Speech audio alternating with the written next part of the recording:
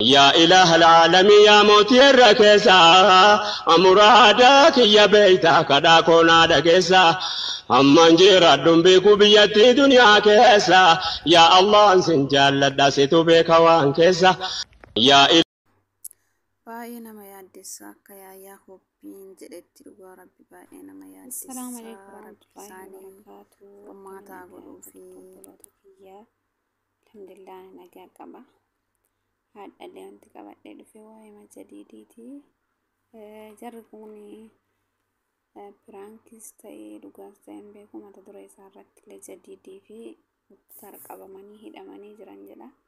Yaayyaa hobbiin wallahi rabbiin isaa laaffisu garuu jadiidii erga muktaar bute illee guyyaa guyyaan viidiyoo gadhiisaa ture guyyaadhaa gadi hin dhiifne waa takkaayyuu rabbiin isaa laaffisu seerri biyya keenyaallee hin ulfaata nama tokko wanta akkanaa hojjetee miti waan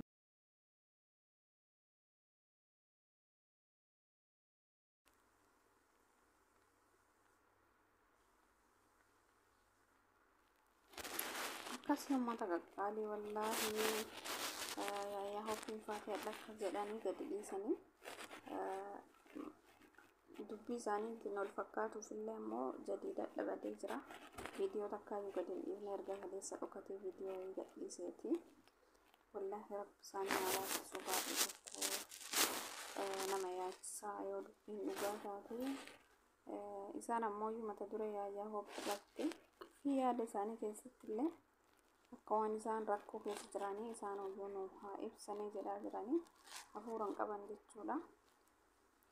Akkasii wallaahi rabbi halaafisuu fi baay'ee nama dhagamaa isaanis butuu isaaniiti fuudhuu isaaniiti gammannee butuu isaanii isaatti gaddinee jirra.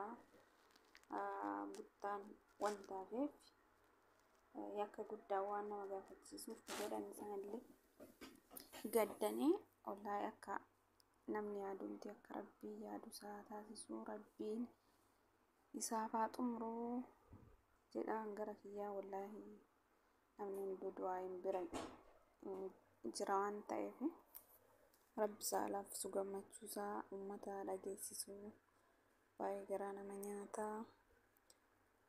Rabbiin wallaahi warra sanillee tole isaa haa jechisiisu yakka inni sodaate kanallee isarraa qabu.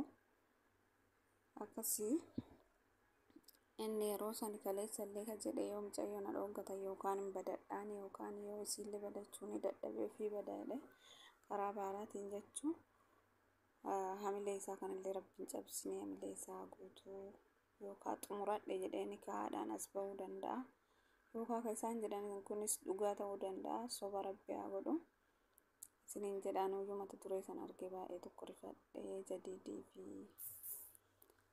jadiidii fi muktaar hidhamanii jedha mata duree isaanii. Akkasii wallaahi rabbi halaafisuu fi ani gisee ammaa warri sun yaada akka abbada malee dhugaa rabbii yeroo shamarrii fi dhiirri seeraan akkana buttee wal fudhattu kana dhiisi heerumaayyuu heerumaaf fuunuyyuu baay'ee qaalii yeroo ta'e kana keessatti warri ammoo akkanatti akka abbadee nikaa godhuu fi didanii guyyaa meeqaa erga butee amma guyyaa afurmoo meeqaaf deemanatti fakkaate hanga kana muluu warri akkanatti akka abbadu kana dhugaa rabbii warri isaa sunuyyuu adda jechuudha. Mucayyoon ammoo osoo isa jalaallee baasanii isaanis arsii akka aadaa arsiisitti illee yaane gosaanuyyuu hin jaalataman jechuun jibbanii hin tuffatamanii mucayyoo tana osoo kabajamaan boru isaan jaarsaaf jaartii ta'uun isaaniin oolu osoo kabajamaan nikaa hidhanii fi mucayyoo tana mucaa kanaa halaala ol godhachiisanii isallee maal gochuu qalbii rarraasanii isa jeeqanii mucayyoon ammoo yoo osoo nikaa hidhanii halaala isaa taatee isiilleen taragaaggaa adeemti ragaa jedha adeemti. Kanaaf dhugaa rabbi baay'ee nama dhagama rabbi isaa laaffisu miskiinaa jadiidis guyyaa dhaabamuu isaa ammoo nama yaaddessa.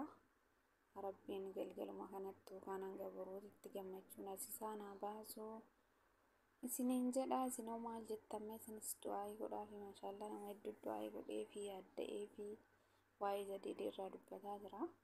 Waa'ee Muktaarii irraa dubbataa jira. Akkasii hiriyyaa isaallee keessa wajjin dhiphatee biyya isaanii dhaqee rabbiin nagaan of fuulaanaa galchuu akkuma inni gammadeefitti isiniin jedhaa. Akkasii isinillee waan hagammaan hordoftanii fi galatoomaa jabaadhaa. Isaa du'aayii godhaa fi rabbiinis akka isaa laaffisee gammachuun uummatatti as ba'u. Intalli sunillee ishii jettee fi horillee ishii jedhee fi nikaa hidhanii fi sargi mana akka as ba'u isin martuu du'aayiin bira jiraadhaa isiniin jedha. Yaanni kiyya akka qabadhee dhufee asuma dhadhaabata. Assalaamu alaikum warahmatullaahi wabarakaatuh. يا إله العالمين يا موتي الركيسة أمرادك يا بيتا كدا كونا دكيسة أمان جيرا دنبيكو بيتي دنيا كيسة يا الله انسن جالد داسيتو بيكوان كيسة يا